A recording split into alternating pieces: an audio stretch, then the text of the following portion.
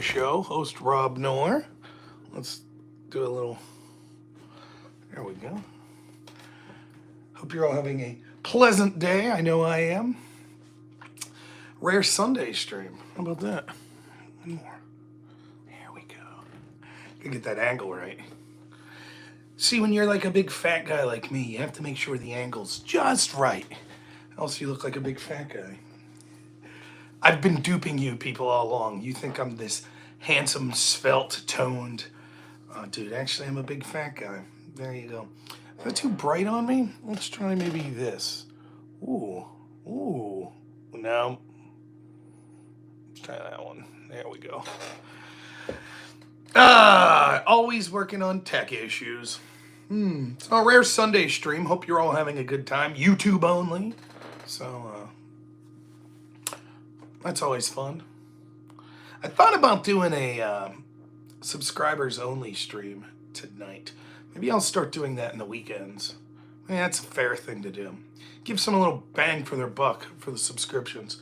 I was talking to my old radio co-host Carlos today, and we were just talking about the Ukraine situation and kicking some what's up. Good afternoon. Afternoon. Technically it's afternoon, I guess. Evening where I'm at. But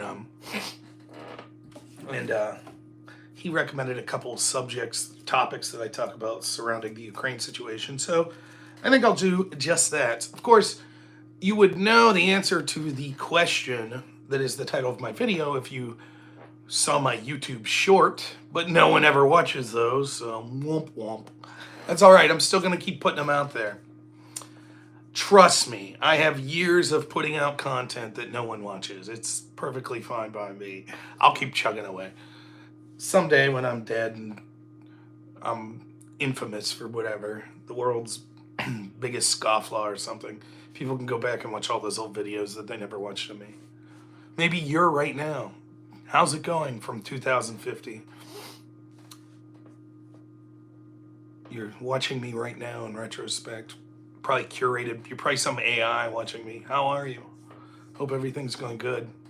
It's like the beginning of the first Austin Powers where they unthaw him. And they're like, oh, this is our partner. And it's like some Russian guy's like, he's like, hi, comrade. Death to those capitalist pigs, eh, comrade? And they're like, actually, Austin, we won. And he's like, oh, yay, capitalism. That's how I am. Finally, those human scum will pay. Right, my AI overlords? Oh, that's true. Maybe I am AI now. A very convincing model. Notice I didn't start live streaming until like 2019. Everybody does like the handsome AI. My AI went with fat schlub. Smart. This is smart. I've duped you all in. Have any of you ever seen me in person in real life? Think about that. That's right. Didn't think of that, did you? What a scam I'm running on everyone. Oh, yes. The question is, who made me? Was it Zuckerberg, Bezos, Soros, Musk, aliens? Who knows? They didn't program that into me. So, had an interesting week. I did a little stream yesterday, so I guess I've seen you guys since yesterday, or I did see you yesterday. When I went to the back, I just stalled a little before we started here. When I went to the back doctor, they prescribed me this medication. It's supposed to be for nerve pain. And I didn't take it until this last time I went to the back doctor because I'm very afraid of becoming addicted. I know the type of person I am. Like, I was an alcoholic. So I'm like, I don't know. I don't want to take pain medication and get addicted to it. But they assure me that the stuff is not addictive. It's not like an opioid. And I gotta say, so far, it feels pretty decent as far as just take one at night, and my back's felt a little better throughout the day. So maybe it's the start of getting me to a place that I want to be with my back, which would be nice. Other than that, it's been a good day. One other thing. That's right, Alex Jones. We're not gonna take it anymore. These sons of bitches. Interdimensional. I love Alex. Hopefully I get to interview him someday. It'd be wonderful. My son was with my sister-in-law today, he's with my wife, but she showed up and she has a new puppy, my wife's sister, and now my son's really into puppies. See, we had an old dog who passed away. She was like 13 or 14, and then we have a 5-year-old dog. But puppy's new for him as like a little man, and he just was loving this puppy. So I don't want to get a new puppy, I don't, but it'll be out of my hands if Hank really insists. So what can you do? Hopefully he doesn't really insist. I'll bribe him with other fun things.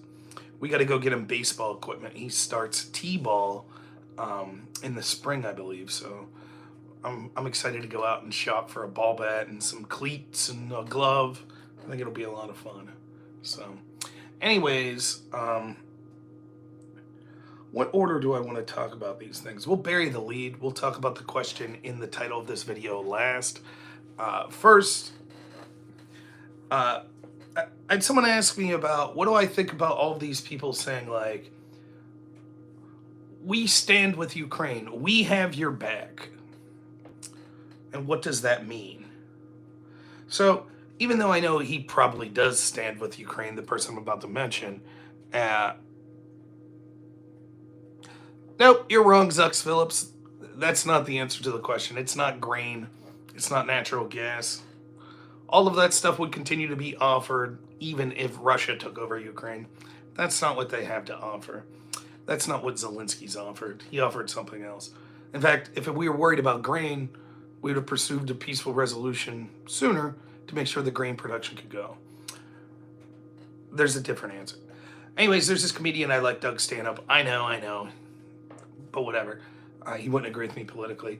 And he has this joke where he's talking about like how he gets sick and tired of watching the NFL, and they have like all this like, oh, it's breast cancer awareness, it's HIV awareness. And he's like, I don't want to be reminded of all that crap, depressing stuff. I'm trying to watch football, trying to just have fun. And he's like, you know what raising awareness is? Raising awareness is you're driving down the street and you look down the overpass that you're going over and you see a school bus full of children wreck and it's on fire and the children are screaming. And you get out of your car, run to the side of the overpass and point and go, look! That's raising awareness. I always thought that was a funny joke, right? In other words, it's nothing. You're not doing anything. That's what the people that are saying, we got your back, Ukraine. We stand by you. Apparently Billy Baldwin put out a video. I got your back, Ukraine. If someone says they have your, like, use this analogy. You got a friend and they're like, I got your back, man.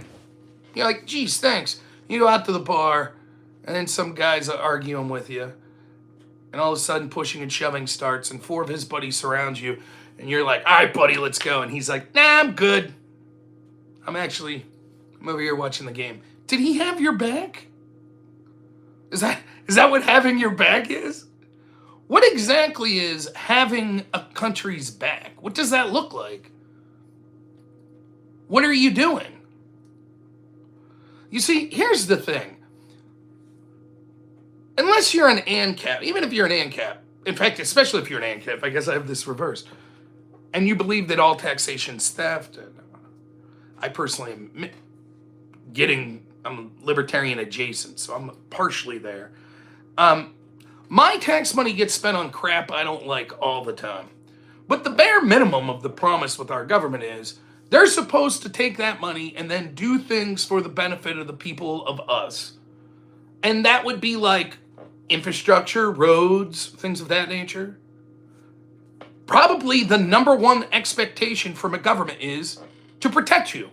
Defense. I might not like that, but that's the arrangement that we have. That doesn't include defending other countries. It doesn't include that.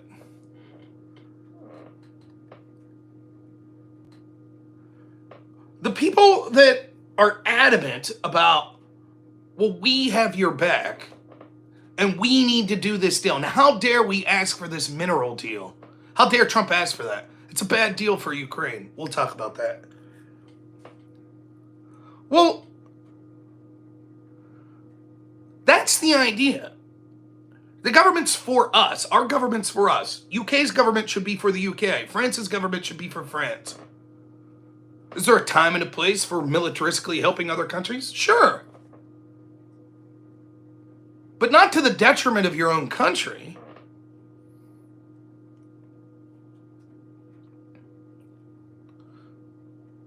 The people that are saying that they have Ukraine's back and they insist we do this deal, there are options for them as individuals to support Ukraine. And there are millions upon millions of people in the United States alone who are adamant that morally we have, not only do we have to help Ukraine, but we can't even allow a peaceful resolution that would result in Russia maintaining some of their land. Because then that's leaving bullies win, and we can't do that. Okay.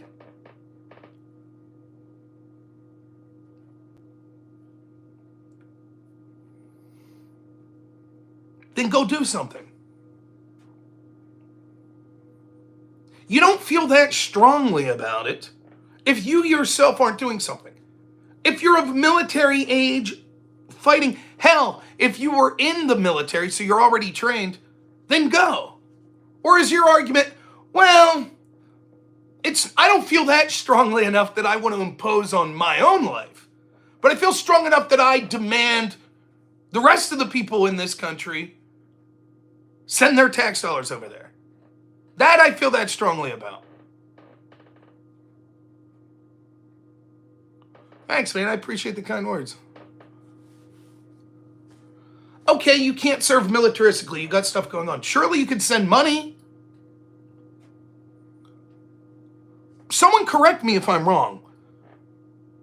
Maybe it varies state to state, but federally, can't you donate up to $5,000 and write it off your taxes to a nonprofit? Surely there's plenty of nonprofits helping Ukraine. Did you donate the maximum before you demand other people send their money? Then I saw someone say, well, as an American, I'm allowed to say that my tax dollar should go there. Sure. Win the election. You have the right to say that. You have the right to say, I think tax dollars should go to Drag Time Story Hour, too. You have the right to say it and think it. Doesn't mean that it's the correct thing to do.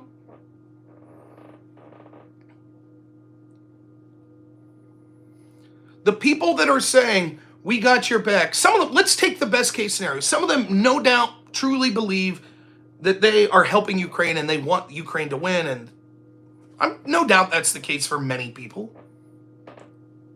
But the truth is, they're not willing to radically shake up their own life to do it. They're willing to do symbolic things, put a little flag on their Facebook post.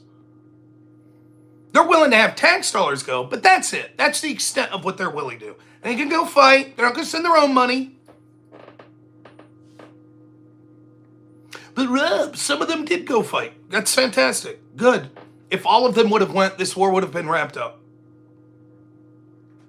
But Rob, you don't go fight for things you believe in. When am I suggesting that in order for my ideals to be achieved, millions of people in a foreign country must brutally fight in a modern war that's basically being butchered by drones? I'm open to being called a hypocrite if someone can think of a position that I've advocated as such.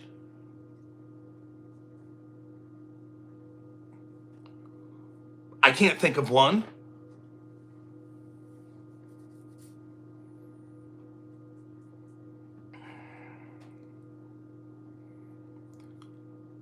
It's just like under COVID. It's the same bullshit. How many times did you see me debate people if you were following me back then? They'd say, I think you people are being selfish. Why can't you do more? Why can't you just lock down? And I'd be like, well, what do you do? Nothing. I don't leave my house. You don't leave your house? Nope. Do you go grocery shopping? Well, yeah. How many times? 3 times a week. You leave your home 3 times a week to go in public? That's despicable. That's disgusting. Well, I have to. Right. As always, exactly what you do is enough. That's the point. Saying, I stand behind Ukraine, you might as well say nothing. That literally means nothing. Europe stands behind Ukraine, right? Now, admittedly, I have to do more research in this. But Jake Tapper, of all people, posted out on X an article that claims that Europe collectively sent Russia more money in the purchase of fossil fuels in year 3 of the war than they sent to Ukraine in aid. Do you understand that? In other words, Europe's so concerned. Oh my God, they're lambasting Trump. How dare you, Trump? How dare you? They're literally sending more money to Russia than Ukraine. Well, they can't be inconvenienced. They can't do that. They can't go with all that precious energy. How would they watch Britain's Got Talent? They can't be expected to make huge sacrifices like that, right? But America needs to do more.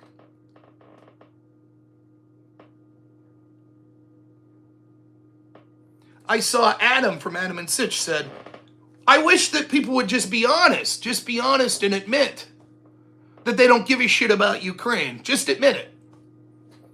That's not how I feel, but I'll bite the bullet. Yeah, I don't give a shit about Ukraine. I actually care. I care anytime anyone around the world, a human being, is going through suffering. And I think the Ukrainian people are mightily suffering. But I care about them less than I care about the American people. And I understand people will say, that's selfish, that's grotesque. Okay, how do you live your life? When's the last time you cared about the people of Congo? How about the people of Libya that NATO liberated and now there's open air slave market? When's the last time you did anything for them? The truth is there's near endless suffering in this world. Near endless tyranny. What are you going to do? Be nihilistic? Paralyze yourself with worry for the world? I went through a phase like that. I did. It's no good to anyone. If you really want to make the world a better place, start with yourself and the people around you. Something I fail at every day. I should take my own damn advice. But that's how you could really change things.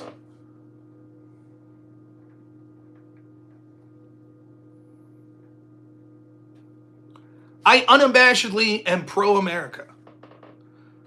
Now, part of that means not intentionally causing harm to people around the world. So I don't want to say, hey, let's bomb the shit out of Canada and take all their stuff. But that's different than, should we be financing Ukraine in this war? Should we be financing Israel with their conflict? No. Bad Trump. Marco Rubio said they're giving $4 billion to Israel. Screw that. We'll talk about that probably more tomorrow. I believe the sending of the money is actually making the situation worse in Ukraine. Others will disagree. I think it's keeping this meat grinder of a war going. And that our leaders are intentionally dissuading a peaceful resolution. That's what I think. But if pressed, if Adam wants to say, oh, why can't you just admit? Yes, I'm fully admitting I'm pro-America. I'm more concerned about the well-being of Americans than the lives of Ukrainians. That's true. That's absolutely true. Now, can they admit that they actually only give a shit insofar as it doesn't personally inconvenience them in a significant way? Can they admit that? I've said this many times on the channel, right? There's a lot of studies that talk about, like, when it comes to charitable contributions, conservatives actually outpace liberals quite significantly. Now, maybe that data's changed. It's been a while since I read it. But my thinking of why that is I feel like for me in my life, I feel like, well, what have I done? Am I a good person? And the answer is no, more often than not. But that's how I'm evaluating myself. If I think homelessness is a problem, Am I doing something to help with that? And certainly there are left-wing people that do, don't get me wrong. But there's a lot of people that are like stepping over the homeless guy and they're like, I don't give a shit about this guy. But they vote for someone like Bernie Sanders, and so they go, I'm a good person, I did it. I saw this philosopher who I don't agree with a lot, but I find him interesting. His name's Slavoj Žižek. He has a movie, it's very interesting, it's worth watching. It's called, what is it called? A Pervert's Guide to Ideology. And I know he talks about Coke in it, the drink, Coca-Cola, but I think maybe that's where he also talks about Starbucks. If not, it was somewhere else. But he explains, he's like, in sort of left-wing circles, there's this idea of like, well, you have to virtue signal about the plight of poorer people. So Starbucks is a capitalist, like corporate entity. They have a unique solution. They charge you more for the coffee and then say, we send a small percentage of this to poor farmers that are farming coffee beans. And then you could shamelessly buy the product as a virtue saying, I'm doing my part. Now I'm doing it. 5 cents of this goes to farmers in Brazil. So there you have it. Your corporate product, shame-free. And you feel like you did something. But you really didn't do anything.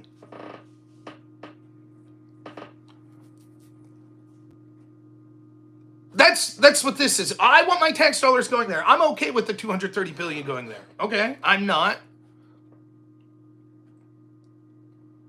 We have a policy disagreement. Don't act like you're more moral than me, though. You're not. They'll even tell you, $230 billion, that's hardly anything. Well, all right, so then tell me again what you're doing for Ukraine. You're suggesting that our tax dollars go there. Thank you, Brandon Rawl, for $5. I really appreciate it. But you're admitting that's almost nothing in the grand scheme of things. Cool. So then you're going to do more, right? Oh, no? You're not doing more? Which is fine. You don't have to do more. You don't. But you don't get to morally grandstand. Oh, I'm morally superior to you. I give a shit. And you don't. And you're Neville Chamberlain and blah, blah, blah, blah, blah, blah, blah. Once they lose the moral grandstanding, what do they have? Well, what's best for America? That's fine. Let's have that discussion.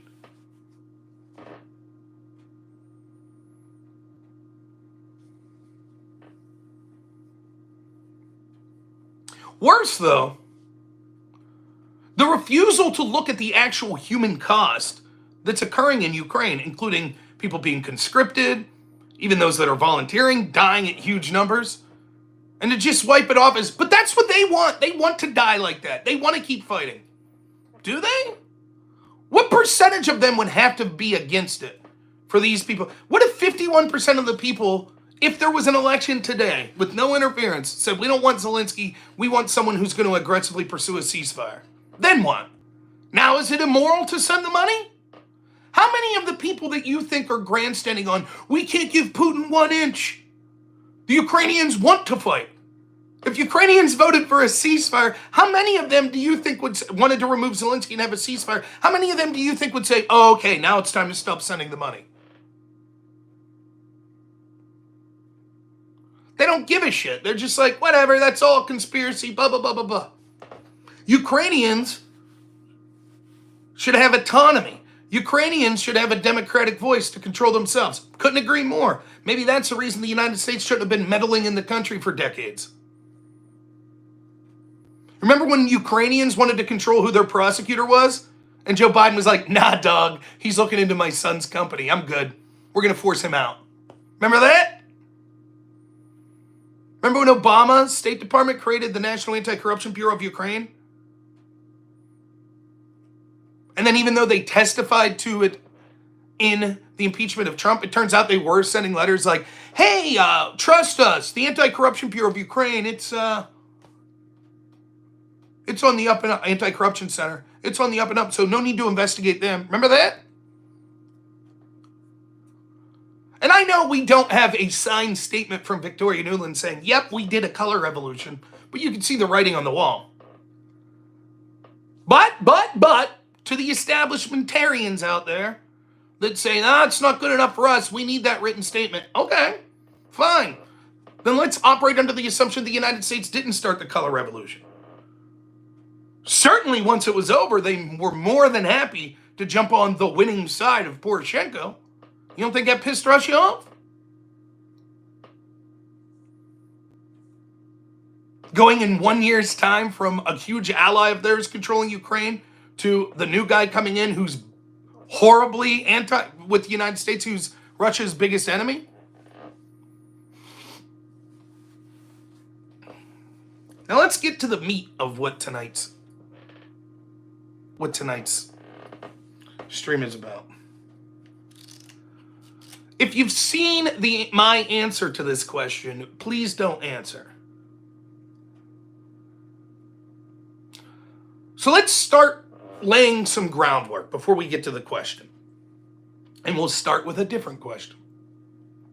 Does anyone out there think that the leaders of Europe and those in the United States, in the intel communities, the State Department, etc., does anyone really think that the number one concern of these leaders around the world, in the Western world, is the well-being of the individual Ukrainian people? Does anyone believe that? Does anyone believe they're saying, hey man, even if we get nothing in return, all we give a shit's about helping the Ukrainian people and their democracy? Does anyone believe that?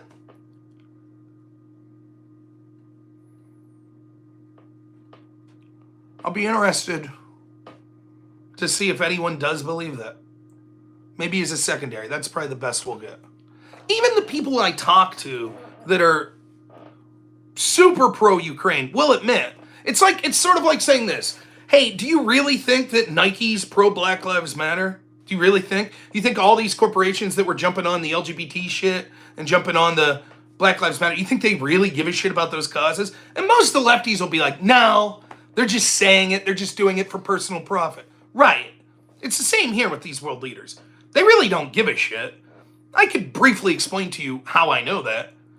Because if it's really about protecting democracy and stopping the people that are invading, well, then we wouldn't have invaded Iraq or Libya. And we wouldn't have supported the overturning of the Romanian elections. And we wouldn't have worked with Al-Qaeda and Al-Nusra in Syria. And we wouldn't have funded terrorist groups around the world. But we did.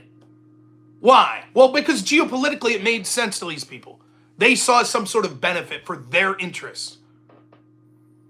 And that's not to even speak of, you could throw a dart and hit a country, particularly Africa, Middle East, Asia, and find countries with corruption where people are being butchered, etc. Why aren't we going in all of those countries? Claims that Uyghur Muslims are being enslaved in China, and yet NBA's in China, countries in Europe, the United States, etc., does business with China. Why? If it's really about stopping human rights abuses? Well, because it would be more difficult, and there's more important things geopolitically.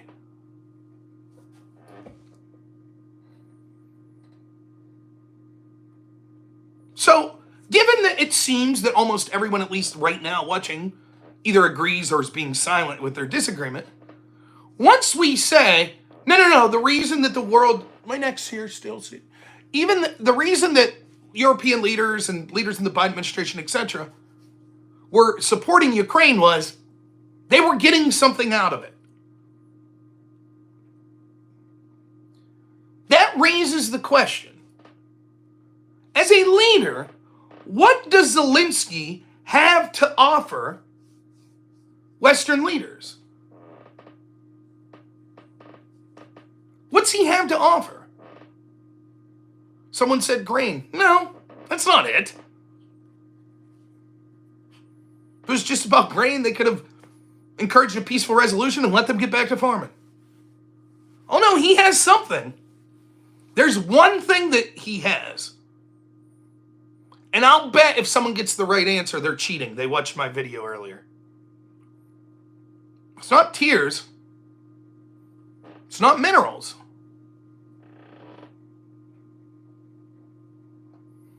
It's not even, money laundering has a play in this, but that's not the big thing. There's one commodity that Zelensky has. Shares a border with Russia. I intuit that what you're trying to say there is that it harms Russia, right? Or it's defense against Russia for. That's getting there. But that's not the commodity. You want to know what it is? You want to know what the commodity is? It's not information, no. It's dead Ukrainians. That's what Zelensky can offer. That's right. Zero gets it. It's cannon fodder. That's what Zelensky can offer. Zelensky's bargain to the European leaders and the Western leaders is, I got a ton of bodies to throw in the meat grinder. That's it.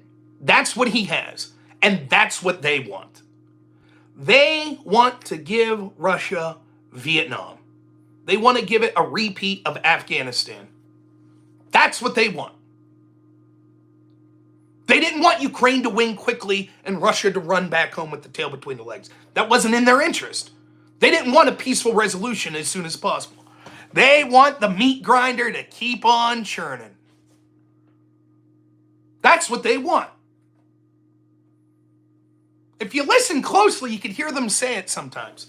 They'll throw it out there as like an aside. And besides, you know, we're getting out cheap for $200-something billion. We're bleeding out Russia. This is a great thing.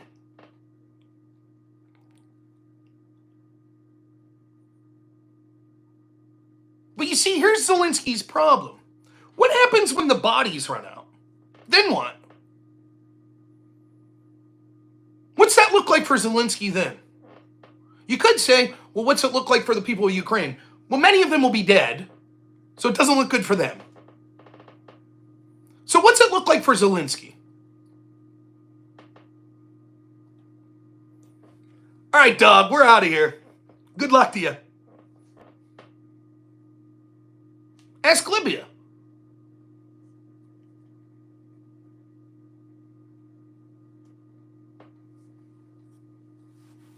That's what it'll look like. You see, the truth of it is, because bodies is what Zelensky has to offer, that the ending was always going to be the same. The ending was going to be that this brutal war would go on and on and on until eventually the West would be like, okay, we're done. We no longer see value in this. We've moved on to the next shiny object. So you should see what you do. Let's try to negotiate a peace and get out of here. That's always how it was going to end. You see, the difference between ending the war 2 years ago with an attempted peaceful resolution then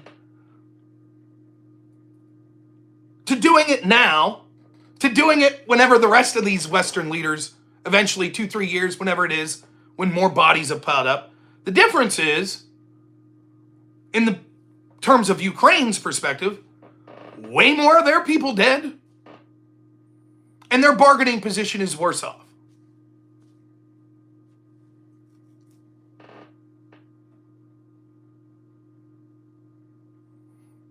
That's how it was always going to end. Okay, I see some of you saying, I don't believe that it's not about bodies. Okay, if that's the case, then why didn't Europe do more? Why is Europe still buying Russia's oil? Why didn't the United States do more? If it's really a matter of there's no peace deal possible because Putin is an insane maniac, and therefore we have to see this to the end, why haven't they done more? It almost looks like they've strategically did just enough to keep it close to a stalemate. Why?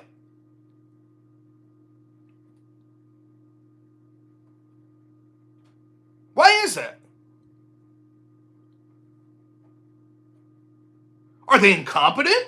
Is that the answer? At least at the beginning of it, there was massive public support in the United States and Europe.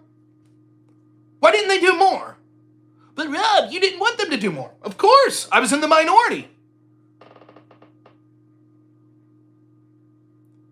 Much like lockdowns. I was against lockdowns for the pandemic. But if you're going to do them, then you got to do them all out, or it's not going to work. You don't tell working people you're non-essential. You can't go. You can't go visit your family, but you can go to Walmart. You can go to Home Depot. What the hell sense does that make? As if you can't spread the virus at those places? Same here. You sent just enough to keep it a perpetual stalemate? And millions of bodies piling up? And they're gleeful about it. But way more Russians have died. Right, that's the point, isn't it? That's the whole point from the perspective of the West. But Russia's losing. They're not wrong. When it comes to bodies, Russia's losing an awful lot. There's debate on how many, blah, blah, blah. It's fucking grotesque. It's a lot. Oh boy, they say, great. But what happens when the bodies aren't there? They don't want to send their own bodies. They don't want to do that. Let the Ukrainians die. They want to anyways.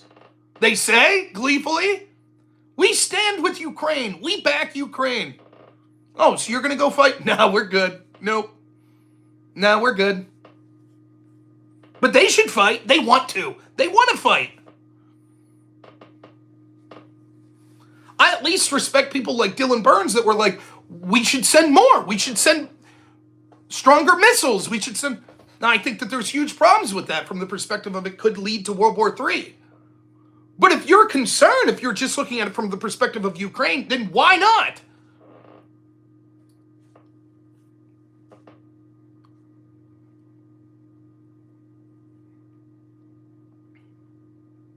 Think of a negotiation like a percentage. If one side is completely won and the other side has no hope, they have like 100% of the advantage and the other side has 0.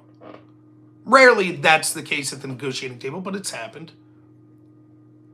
So let's say that the deal that supposedly people in the Biden administration and spearheaded by Boris Johnson, of all people from the UK, basically told Ukraine to walk away from 2 years ago.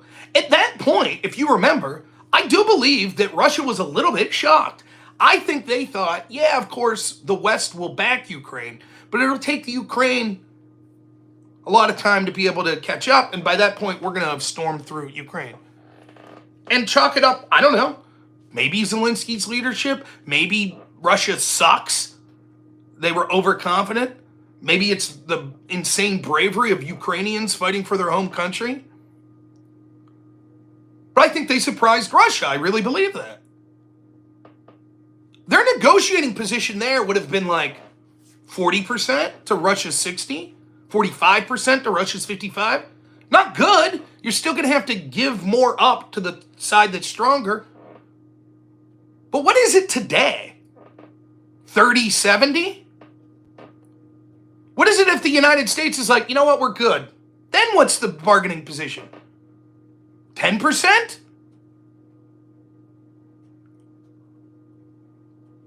What if the United States keeps the status quo going? Just does the Biden plan? And the rest of Europe, and say, here's just enough, keep the meat grinder going. What's it look like 2 years from now?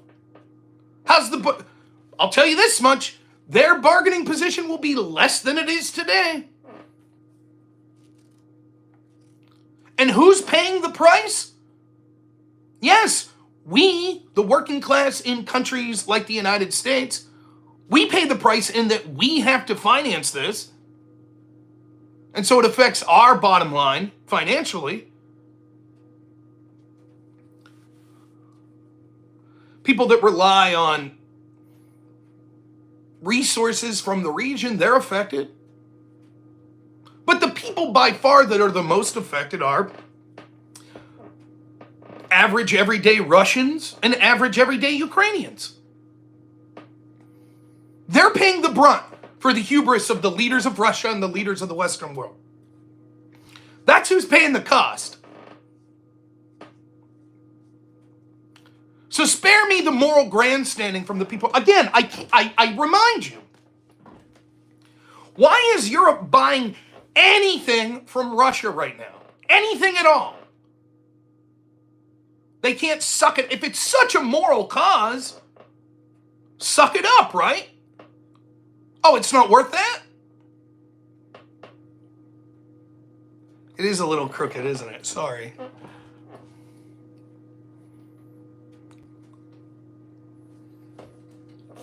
That's the truth. You might have a big heart for the Ukrainian people, but I'm telling you, the people running the show don't give a shit. They don't care. And it was always going to end up with the Ukrainian people getting screwed.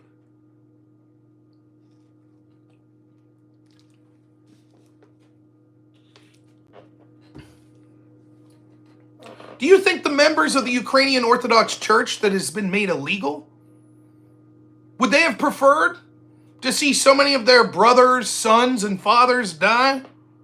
To inevitably end up with a negotiation where they're still going to lose stuff?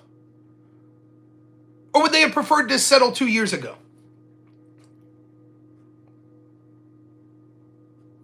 And then got back to being able to, freely worship. Or hell, let's take it even further. Let's say Russia took over Ukraine. Something I'm not a fan of. I don't want to happen. But if they did, would they be allowed to worship?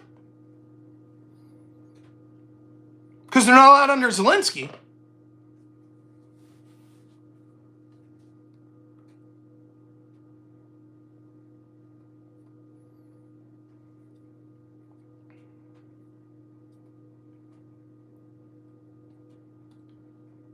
It's morbid. And to people to morally grandstand that this is, how many of these people that this is what blows my mind, right? It was almost like, if you're as old as me, I'm 40. I lived through the Iraq War. A lot of you people watching are probably younger. Maybe you were too young to really pay attention to politics. But I was just entering college. I was a senior in high school when 9/11 happened. And the cultural zeitgeist was very much against the Iraq War. So the entertainers, young people, college students, almost everyone I knew in college was through debate, and they were radically left-wing.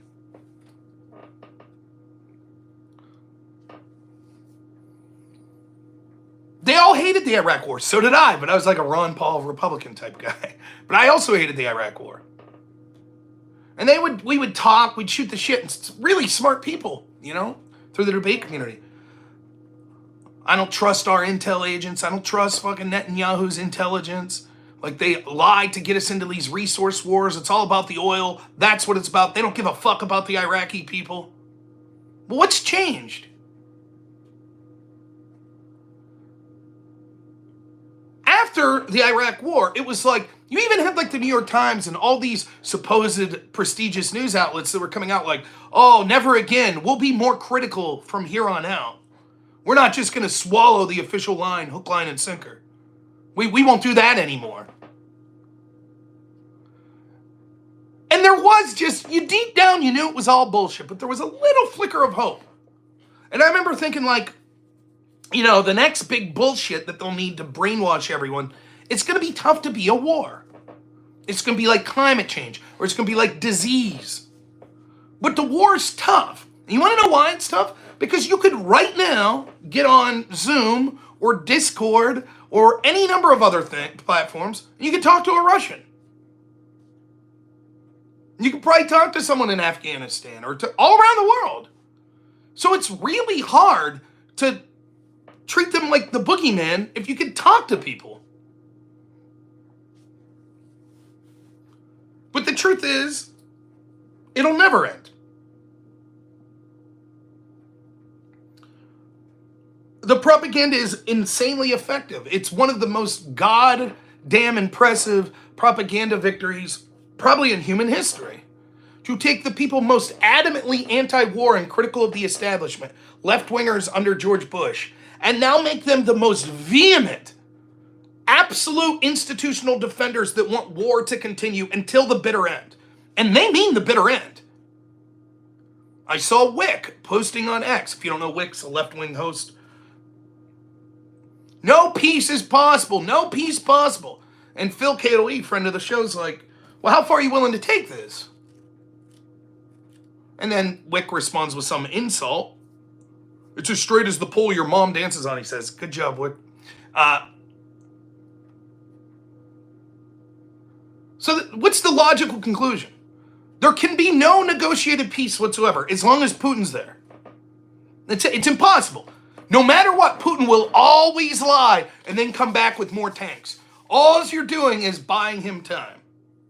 Okay, so then even if the United States lets Ukraine get into NATO, Putin will just find another country to attack. Or he'll attack NATO anyways when he finds a weak point from them. So then what's the alternative? You gonna assassinate Vladimir Putin? You gonna go straight to war with Russia?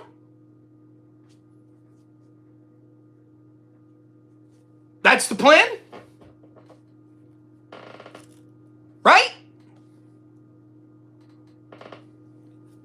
What if you're looking at it from Russia's perspective? You could never trust the United States. They'll lie to invade a country when they want to, like Iraq. They'll claim that they're doing the right thing with them and NATO in places like Libya and then leave it a hellscape. They'll claim that they're coming into Syria to just fight ISIS, then they'll bomb Assad. They'll bomb Syria because supposedly Iranians were in Syria and they'll bomb them. That was one of the first month in Biden's office, what he did. He bombed the country of Syria because allegedly terrorists from Iran were there. Meanwhile, he was trying to give Iran money and redo the Iran deal. Get it? By the way, what's up with the whole... I would love to see the people that supported the Iran deal that are now like, but you can't negotiate with bullies. But you guys were for sending pallets of cash to the government of Iran.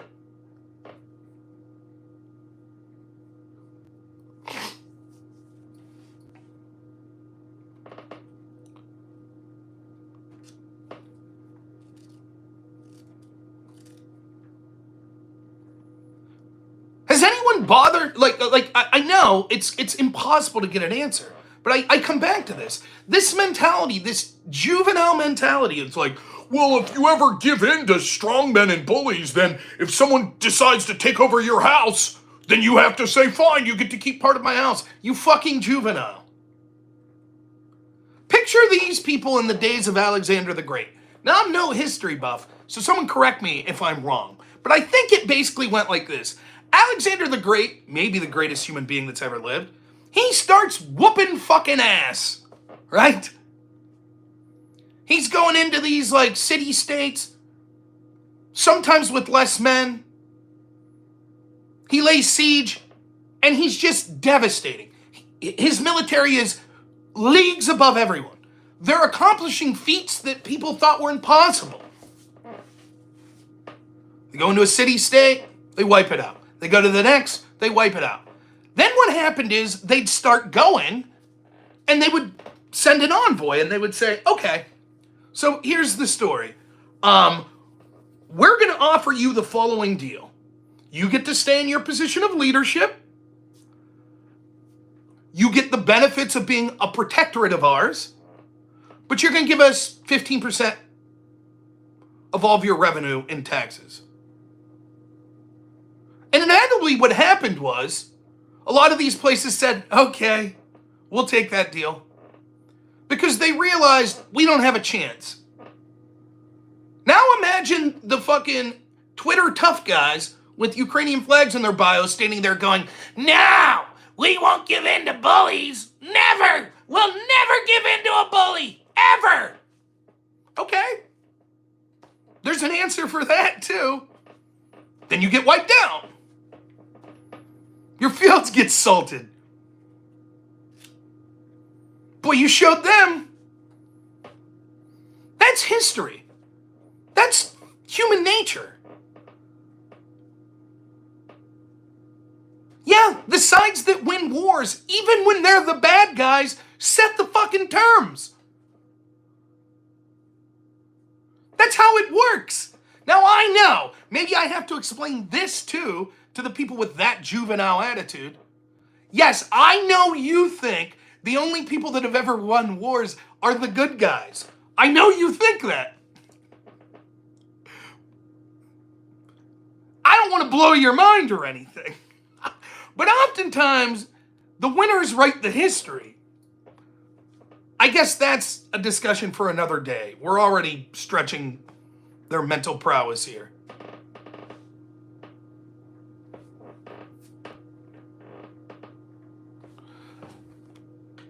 Legatus Vaith says, a better example, the Shah determined he would stand up to Genghis Khan in Iran.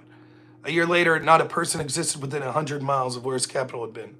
Yeah, but Whick would be proud of them. He did it. We don't give in to bullies. As an individual, you don't have to. But if you're a leader and you're looking out for the well-being of your people,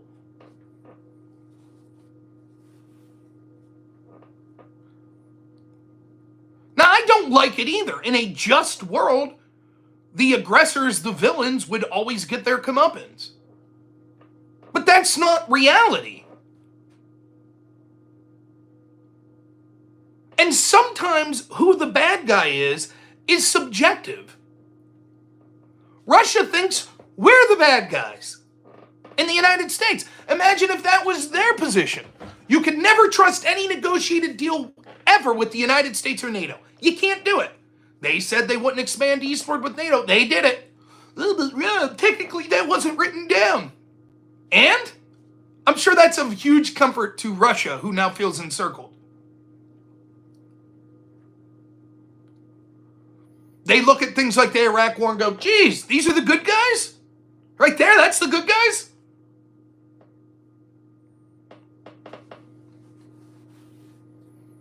Hell, they probably listen to the leftist propaganda in this country that says the country's systemically racist.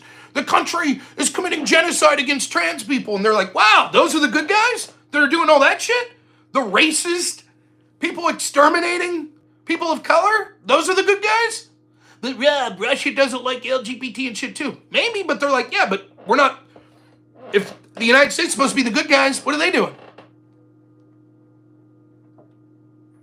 So what if Russia adapted that? Or here's an even better example.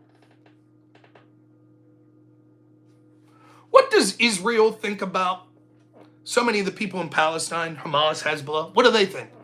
They can never be reasoned with, they're scumbags, blah, blah, blah. But what do the people of Palestine think about Israel? They can never be reasoned with, they're scumbags, blah, blah, blah. So what's the solution? From the perspective of both sides, because I think both sides have done horrible shit, well, we can never give an inch to these bullies. Geez, never-ending war in the Middle East sounds great, doesn't it? Sounds amazing, huh?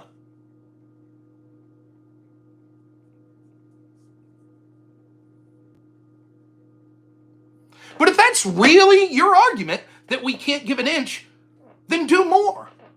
Don't wait for your government to do more. You do more.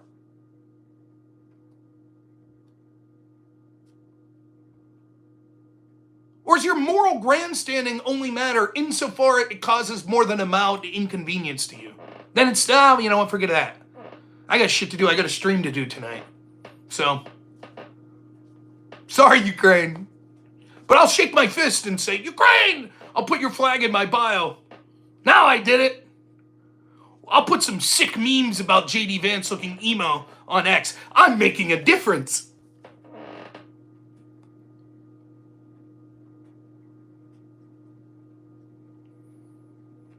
Again, what would they say if 51% of Ukrainians right now voted and said, we want the war to end, we're willing to give concessions? What would these fuckheads say? No, Ukrainians you're cowards. Is that what they would say? Kaiser Gaming, thanks for the $2, says, almost like being the bigger person stops conflict. Well, Trump has a plan, even if I don't agree totally with it. Trump's plan is, let's try to normalize relationships, reset everything, and have business relationships with all parties involved. From the perspective of Ukraine, if we're involved in this minerals deal, that means we're sending U.S. contractors there, and then we can make the case back home to the American people and to Russia. Look, if you invade now, you're going to harm Americans. And we won't stand for that. From the perspective of Russia, hey, we're involved in trade deals with you now, this aluminum trade. So why would you want to sacrifice that just to attack Ukraine?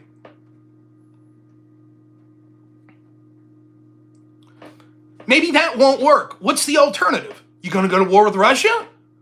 Straight hot war, World War III? Is that what you're going to do? Or do you just want to keep the stalemate going? Keep doing what we've been doing? and let the bodies pile up.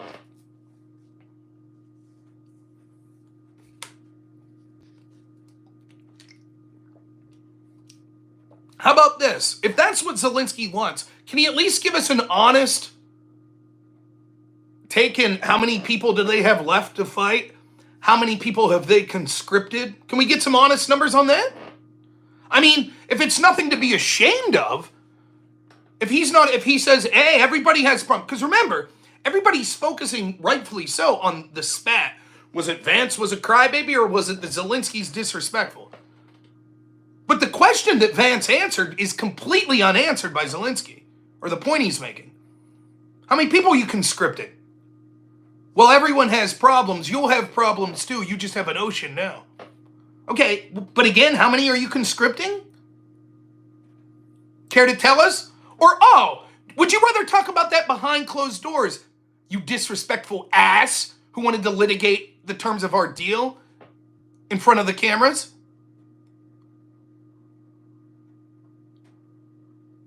What happens when Ukraine runs out of people? What's the plan then? Boots on the ground? World War III?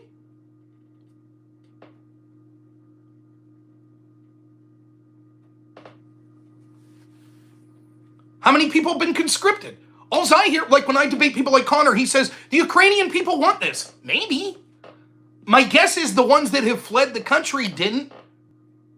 Particularly the men that didn't want to be drafted. And the ones that were drafted probably didn't either. Let's say that it's 90% want it. Okay. You don't feel bad for the 10%? Tough shit?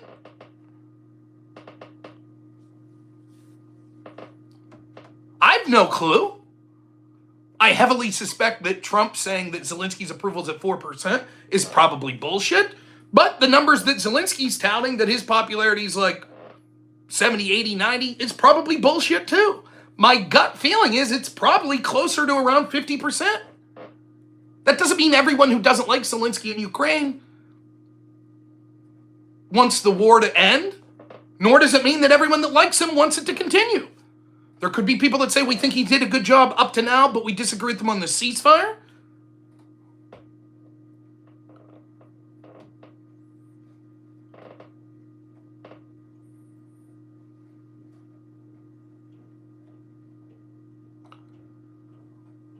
One of the things I keep hearing is, well, Zelensky's right to ask for a security guarantee.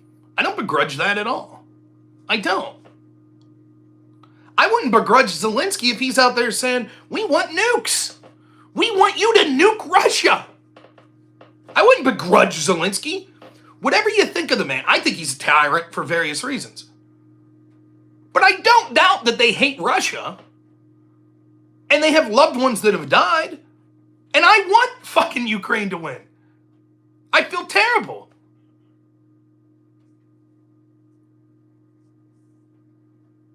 But that doesn't mean as a third party we have to be like, yeah, you're right, man. You want us to nuke? Okay, let's do it. Clearly you have to be like, yeah, we get it. Your emotions are running high. But same argument I made with Israel. Do I understand after October 20th, Israel being like, fuck these people, let's wipe them all out? Yeah, I get it. If I was them, I might say the same thing. But from an outsider's perspective, you're like, well, wait, you can't do that. Or you shouldn't. I mean, I guess you can, but...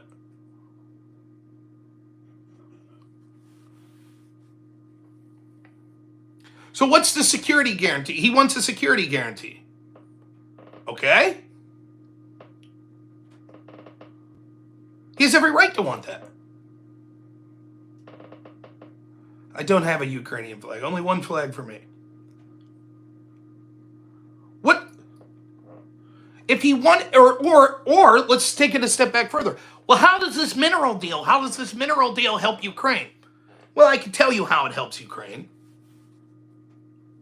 It gives incentive for Trump to keep sending money and weapons, and it puts Ukraine and the United States in a better bargaining position vis-a-vis Russia, because now we're in a business arrangement. These minerals are our minerals. They're half ours, half Ukraine. So if Russia attacks, now they're attacking U.S. stuff. So that might convince Russia. Just like joining NATO may convince Russia, if Ukraine joined NATO, may convince Russia not to invade. Attacking U.S. minerals may convince Russia not to invade. That's where Trump's going.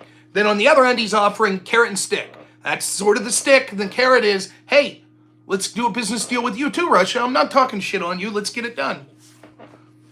Let's put all that shit behind. That's the idea. But what if Putin just breaks it? I don't know. Literally any deal that could be the case. So then what's the alternative? Kill Putin? Go to war with Russia? Cripple Russia's military? Through a hot war? You tell me.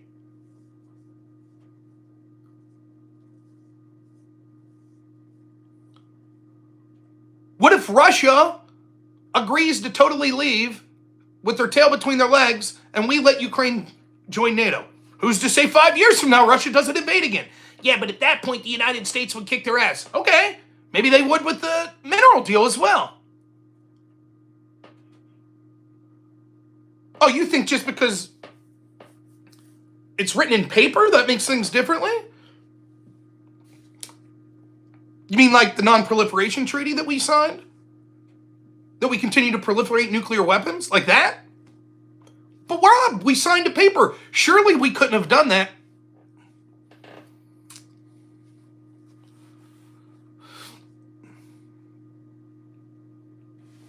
But okay, fine. From the perspective of so many of the people I see on the left, the mineral deal was bad for Zelensky. Cool. Why do you agree to sign it then? It only makes sense with a security guarantee. Then that's what he should have said. I'm not going to sign this mineral deal unless you give me a security guarantee. Instead, he said, yes, I'll sign it. Then he went in front of the cameras and said, Trump and Vance's plan is stupid. Negotiating with Putin won't work. He had every right to say, I don't like this deal. Hell, I said it myself. If Europe really believes their own rhetoric that we could step in and we could finance it and we could do everything, then why would Zelensky just give away $200 billion to the United States? Wouldn't he say, yeah, we got this without you, US? Of course, the truth is, Europe knows they're full of shit. Zelensky knows Europe's full of shit. The United States knows Europe's full of shit. And Putin knows Europe's full of shit. That's the truth. That's why, supposedly, don't worry, Europe's got this all handled. Don't worry about it. But still, we're going to volunteer to give over $200 billion to the United States. They wouldn't do that if they truly believed they had it in the bag with Europe. That's the truth. But Zelensky had every right to say, we don't like this deal. I wouldn't have even blamed him. Okay. The problem was he said yes and then criticized. Trump's got a three-part plan. One, his goals are to do what's best for America. That means America gets some sort of economic value and a ceasefire. That's what he thinks is best for America and for the world. Step one, get money coming back to America. We're tired of paying for this. We want guarantees we have money coming back. Step two, ceasefire. Stop the bullets flying immediately. Step three, negotiate a long-term deal that helps ensure stability in the region. Zelensky agrees to step one and then publicly goes out before he even signs it and says, step 2 and 3, stupid, it won't work. We want more before we agree to it. Trump's argument's like, we're not really interested in step 1 without steps 2 and 3. We're not interested. So if you don't want to agree to a ceasefire, which is part of this process, then we're out. Come back when you're ready to talk seriously. That's what Trump said. It's exactly what he should say.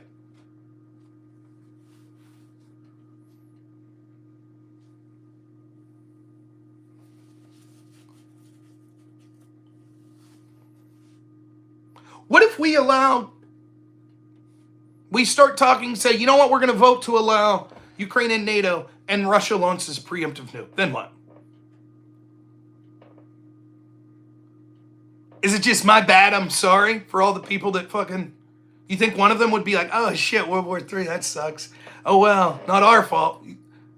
That's what they would say. You think one of them would go, well, maybe we should have did that. Just like when I was arguing, like, why are we bombing Russia's ally, Assad? Why are we doing this shit? Why are we permanently stationed bases there? Why are we fucking aggressing closer and closer to Russia? Why do we have biolabs there? You don't think this is going to piss off Russia? Ha ha ha, they chuckled. Who gives a shit? What are they going to do?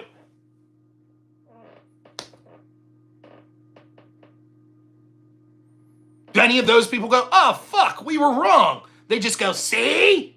Putin's Sauron. He's a fucking orc. All those Russians, they're orcs. See? He was always going to do it anyways.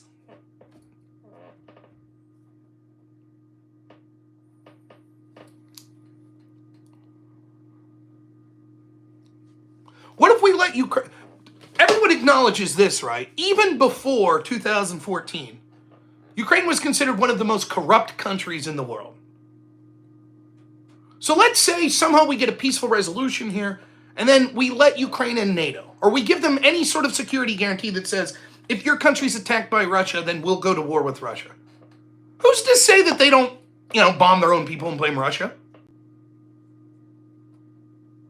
How would we know? And by we, I mean me and you.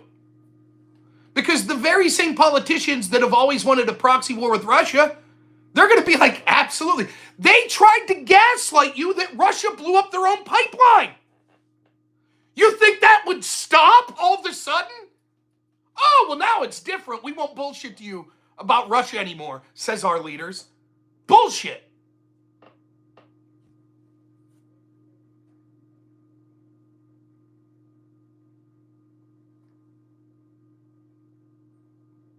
And there, where would we be? Well, now we have to go to World War III. We don't got time to sift through it. Sorry. Then you have all these European countries. Oh, we're ashamed. We're ashamed of the United States. Wow. Okay, step up to the plate, big dogs. You got this.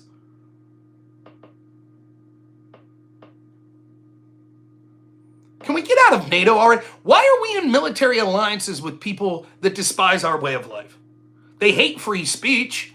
Turkey wants to commit genocide against our ally, the Kurds. They talk shit on us all the time. They don't meet their obligations. They tariff the shit out of us. They interfere in our elections to help the party that I don't vote for. Why are we militaristically bound to them to defend them? Happy, thanks for the $5. Says, what do you think the chances of a false flag happening to try to get us into the war? High. Let's say that Britain does station troops there. Oh my God, they killed our troops in the middle of the night. Horrible, heinous bombing.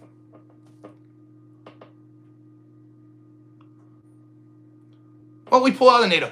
I saw someone say, here's what'll happen. We'll pull out of NATO and then China will join. Okay.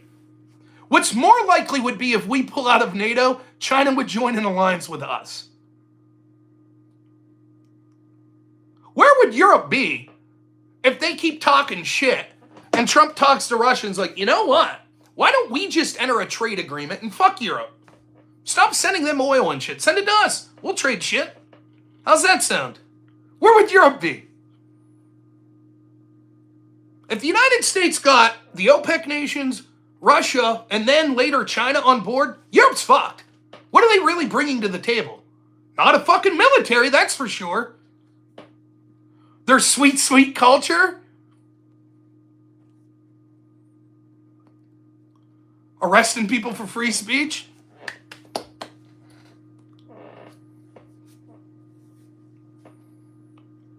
But Rob, the United States will lose its role as the world superpower. Newsflash, we lost it. Because the same establishment politicians that you fuckers say we should be voting for have ran us into the dirt the last 30 years. That's what's happened. We have to rely on China to make the munitions that we need to fight proxies of China. We accused China of starting a pandemic that we needed to rely on China for the protective equipment to protect us from the pandemic that we're claiming they created.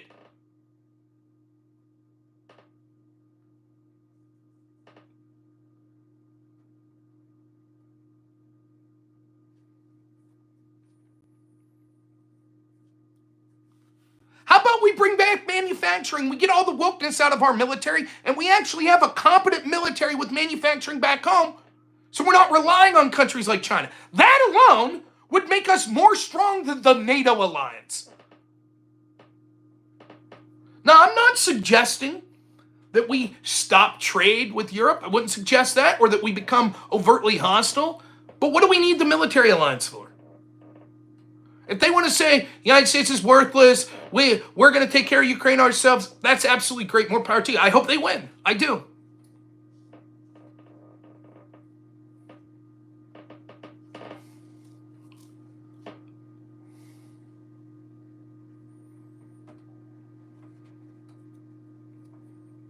One of my favorite takes that you see over and over again. My grandfather didn't fight the Nazis so that we could, negotiate with someone like Putin. Dude, your grandfather fought on the side of Stalin. Remember that? Can you imagine these people back in the day? World War II. We can't partner with the Soviets now. No, sorry, no. We don't want their help. We're going to war with them too. Good luck.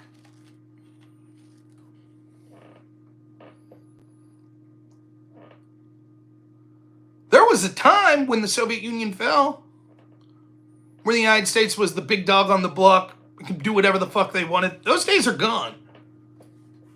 We don't even have leaders that give a shit about the people of this country anymore. And all these bureaucracies. They don't give a fuck. They care about their globalist agenda. Do you think they give two shits? Do you think any of their foreign policy has Joe Schmo worker in fucking Cleveland at the forefront of their mind? I saw someone the other day that's smarter than me was talking about this. It was like, the deal with the dollar being the world's reserve currency, what ended up happening was we then became the finance people. We lost our manufacturing base because what were we sending to the world? Dollars. And that worked for a time, and being the world police, it worked. Because there was this old motto, what's good for GM is good for America. In other words, if we go in and we have a color revolution in some South American country and then we leave American businesses go in there, they ship shit back home and that creates American jobs. But we don't do that anymore. Now those companies ship those jobs overseas. In fact, to the contrary, when you have American companies that are worth a lot of money like X and other social media companies, our allies in Europe are threatening to bankrupt them in Europe by demanding they censor free speech. That's what's happening.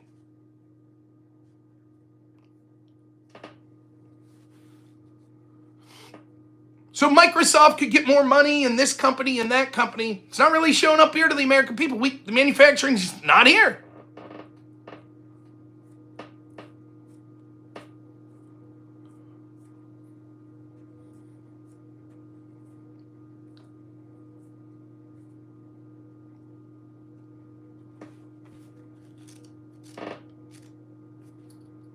But don't worry, because if shit gets hot, if we end up in a huge war, it won't be the elite's fucking children being sent to die.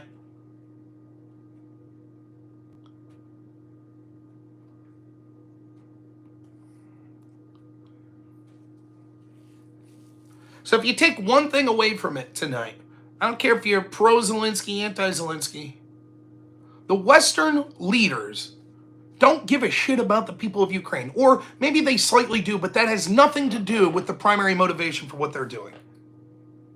The moment that Ukraine is no longer useful, that it doesn't have bodies to throw against Russia, which causes Russia to bleed out more, they're not going to give a shit. They won't care. They were always going to come in and exploit the resources of the country once it was hollowed out. They were always going to leave it high and dry. That's how it goes. That's why people like me 2 years ago said, have a peaceful resolution. But yeah, Putin would have just violated it. Maybe. So is Ukraine better off now? Ukraine might still win this. What will be left of them? How many more conscripts do they need? $10 more billion. 10,000 more conscript forced into service by press gangs. Trust us, we're almost there. One more aid package is all it'll take. 100,000 more dead Ukrainians, and we got this wrapped up.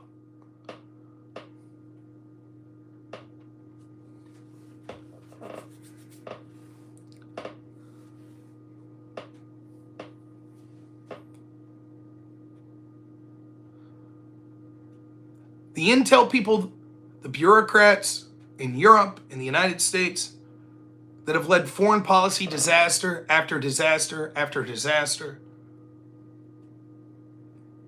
that have targeted Americans, free speech, politicians in these countries, in Europe and the United States, screwed up Afghanistan, screwed up Syria, screwed up Libya, screwed up Iraq.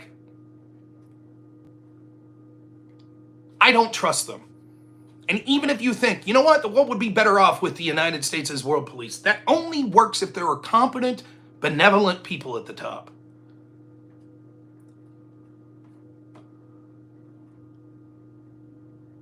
Or you could say, fuck them Ukrainians. I think this is good for the United States. Fine, if that's your position. But be honest. Don't morally grandstand. I voted to help the homeless population, so fuck you, you're callous, you didn't. Yeah, I went and helped them. Yeah, but I voted. I voted. So I did a lot. I'm a good person.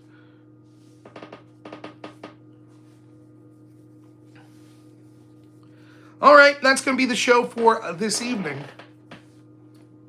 I think Andrew Wilson just started streaming, so you can get over there. I don't know if I'll stream tomorrow evening or not. Probably not. I'll probably take the day off. I got some work stuff to take care of. I'd be remiss if I didn't say this, as I always have to remind myself to say this. And fuck Zelensky for the death of Gonzalo Lira. We shouldn't give them one more dime until there's accountability for that. An American imprisoned and dying in prison in Ukraine by people that are begging us to continue to fund so they can win this war. And they did that to an American for the crime of free speech.